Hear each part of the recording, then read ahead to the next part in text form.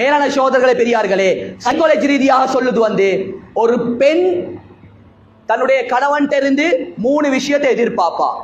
3 விஷயத்தை, அந்த 3 விஷயத்துல ஒன்றுல குறைபாடு நடக்கும் சொன்னாலும் அல்லாஹ் பாதுகாக்கணும், அவ வழிகேட்டுல போவா. அது மட்டும் இல்ல, உளவியல் ரீதியா மிச்சம் பாதிக்கப்படுவா. ஏண்டா ஒரு பெண் திருமணம் முடிக்கிறது இந்த 3 விஷயத்தை வச்சுதான்.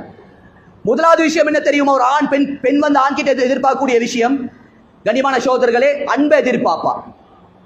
பொதுவாக பெண்கள் சொல்லக்கூடியவங்க அன்பை எதிர்பார்ப்பாங்க. அது எங்கட பெண்கள் மட்டும் இல்ல, ரசூலுல்லாஹ் காலத்துல 11 மனைவிமார்கள். ஆயிஷா நாயகி யாரு? ஆயிஷா நாயகிக்கு சொல்லப்பட்ட சிறப்புகள் பெண்கள்ல யாருக்குமே சொல்லப்படல. ஜிப்ரீல் அலைஹிஸ்ஸலாத்து வஸலாம் அவங்க சொல்றாங்க, யா ரசூலுல்லாஹ், உலகத்துல எப்படி ஆயிஷா நாயகி உங்களோட மனைவியோ சொர்க்கத்திலே உங்களோட மனைவியா இருப்பாங்க. அவ்வளோ சிறப்பு கொடுக்கப்பட்ட ஆயிஷா நாயகி கூட ரசூலுல்லாஹ்ட்ட இருந்து தாண்ட அன்பை எதிர்பார்ப்பாங்க. இது மனைவிமார்களோட இயற்க. ஒரு ஆண் பெண் அன்பை எதிர்பார்க்கிறத விட பெண் ஆண் கிட்ட 190% முறையில் என்ன செய்வான்னு சொன்னா அன்பை எதிர்பார்ப்பா. புகாரியுடைய ரிவாயத், ரசூலுல்லாஹி ஸல்லல்லாஹு அலைஹி வஸல்லம் அவங்க ஆயிஷா நாயகி சின்ன புள்ள புத்து, நபி அவங்களுக்கு 53 வயசு. நபி அவங்க வெளியில நின்று கொண்டிருக்கிறாங்க. சில வாலிபர்கள் என்ன செய்யறாங்கன்னு சொன்னா மல்யுத்த, அந்த காலத்துல யுத்த பயிற்சிகள், இப்ப சும்மா இப்ப ஸ்போர்ட்ஸ் பார்க்கிற, இப்போ உள்ள ஸ்போர்ட்ஸ் நாங்கள் ஹலால் தர மாட்டோம். இதை எடுத்துக்கொண்டு மாஷால்லா ரசூலுல்லாஹ்வை பார்த்திருக்கிறாங்கன்னு சொல்லி நிறைய பேர் ஆதாரம் எடுக்கிற மேலான சகோதரர்கள். அந்த நேரத்தில் சில வாலிபர்கள் யுத்த பயிற்சி செஞ்சு கொண்டிருந்தாங்க. செய்யக்கூடிய நேரத்தில் ஆயிஷா நபியும் கூட யா ஹுமைரா, நபி அவங்க ஆயிஷா ரலியல்லாஹு தஆலா அவங்களுக்கு வந்து 2 செல்ல பேரை வச்சிருந்தாங்க. முதலாவது யா ஆயிஷ், யா ஹுமைரா. யா ஹுமைரான்னு சொன்னா சிவப்பின்னு சொல்லி மேலான சகோதரர்களை அன்பா கூப்பிடுறாங்க. கூப்பிட்டு நபி அவங்க என்ன செய்யறாங்கன்னு சொன்னா ஆயிஷா நாயகி சொல்றாங்க, நான் நபி அவங்களோட கழுத்துக்கு தோலுக்கு மேலால என்னுடைய முகத்தை வச்சு ஏண்ட முகத்தை ரசூலுல்லாஹ்ட முகத்தை ஒன்றாக ஒட்டிய நிலைமையில அந்த விளையாட்டை நான் பார்த்து கொண்டிருந்தேன், மிச்ச நேரம் பார்த்து கொண்டிருந்தேன். ஆயிஷா நாயகி சொல்றாங்க வந்து நபி அவங்க 1வது முறை கேட்க ஆயிஷா அம்மா போதுமான்னு சொல்லி கேட்டாங்க. ஏண்டா ரசூலுல்லாஹ்க்கு நின்று கொண்டு இருக்கல, அவ்வளோ வருத்தம், 53 வயசே. மேலான சகோதரர்களே, 2வது முறை கேட்கிறாங்க, யா ஆயிஷா அம்மா போதுமான்னு சொல்லி கேட்கிறாங்க. 3வது முறை கேட்கிறாங்க, 3வது முறை சொல்றாங்க போதும்னு சொல்லி. வேற ஹதீஸ்ல வந்திருக்கு, ஆயிஷா நாயகி சொல்றாங்க என்ன தெரியுமா, நான் 1வது முறை ரசூல் ஸல்லல்லாஹு அலைஹி வஸல்லம் போதுமான்னு சொல்லி கேட்டாங்களே, அந்த நேரத்தில் எனக்கு போதும் இருந்துச்சு. ஆனா நபி ஏண்ட மேல எவ்வளவு அன்பு இறக்கம் வச்சுக்கிறான் டெஸ்ட் பண்றதுக்கு தான் நான் என்ன செய்ய போதா போதா போதான்னு சொல்லி நான் ரசூலுல்லாஹ்ட உள்ளத்துல எவ்வளோ ஏண்ட மேல அன்பு இருக்குன்னு சொல்லி டெஸ்ட் பண்ணி நின்றாங்க. யாரு? சொர்க்கத்துடைய பெண் ஆயிஷாவுடைய நிலைமை. எங்கட பாத்திமா ஆயிஷா எதிர்பார்ப்பாம வைக்கவாளா? நிச்சயமாக எதிர்பார்ப்பாங்க. இந்த அன்பு தேவை என்ன செய்யப்படுது என்று சொன்னா ட்ரக்ஸ் பாவினையால இல்லாமல் போகுது. ட்ரக்ஸ் பாவிச்சவன் என்ன செய்ய மாட்டான்? மனைவிக்கு அன்பை காட்ட மாட்டான். மனைவி என்ன செய்வா? உள்ளத்தால கண்ணுடைய கணவனை வெறுப்பா, தன்னுடைய கணவனை வெறுப்பா. 2வது கண்ணியமான சகோதரர்களே பெரியார்களே, பாலியல் தேவை, உடல் ஆசையை பூர்த்தியாகி கொடுக்கணும். மேலான சகோதரர்களே பெரியார்களே, ஒரு ஆணை விட பெண்ணுக்கு ஆசை கூட. அந்த ஆசையை பூர்த்தியாக்கக்கூடிய பொறுப்பு அமானிதம் ஆண்களாகி எங்கள்கிட்ட தான் இருக்கி. எங்கட பொடிய மக்களுக்கு சொல்றேன், நிறைய பேர்த்த காலிக்கோட்ல கேச பார்த்தேன்னு சொன்னா மனைவிட்ட கேட்கப்படுது, ஏன் உனக்கு விருப்பம் இல்ல? ஏன கணவர் என் ஆசையை பூர்த்தியாக்குறல்ல.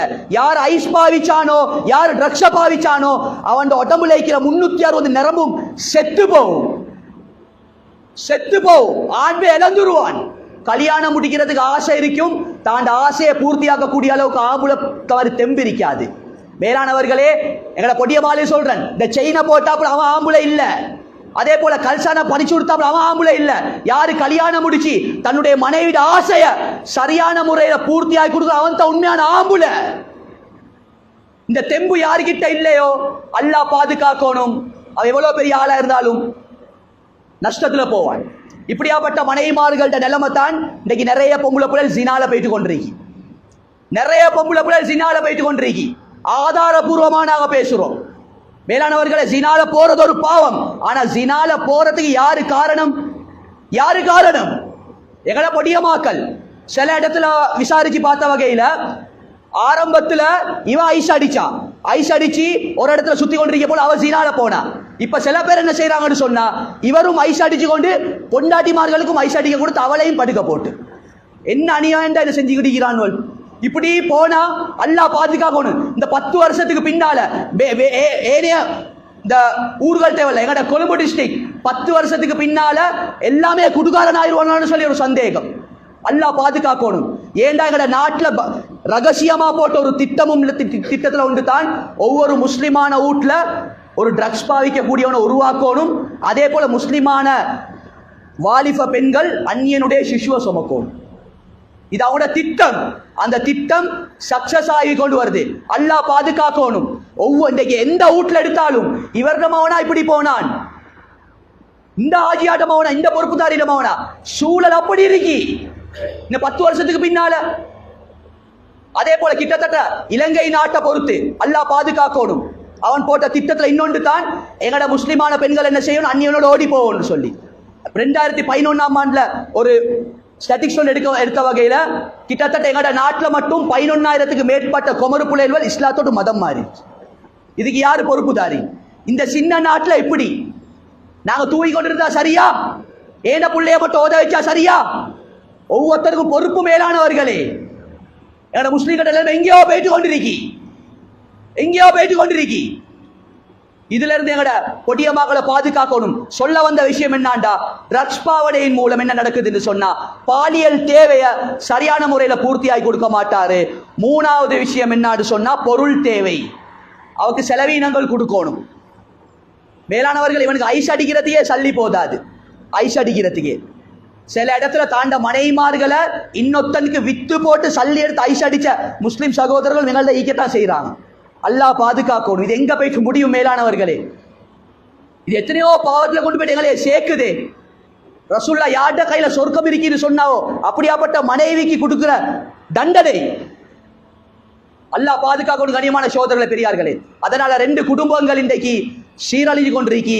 என் தாயிட துவாவை இழந்து கொண்டிருக்கிறேன், என் மனைவிமார்களோட துவாவை நான் இழந்து கொண்டிருக்கிறேன். அதனால யார் யாருக்கிட்ட பாவனை இருக்குதோ அல்லாவுக்காக இந்த ஜும்மாவோட தௌபா செஞ்சுக்கோங்க. எங்களுக்கு சொல்ல ஏலும், கொழும்பு பாணியில கொழும்பு பேச்சில் உங்களோட ஸ்டைல்ல செல்லேலும், ஆனா ஹிதாயத் கொடுக்கலா.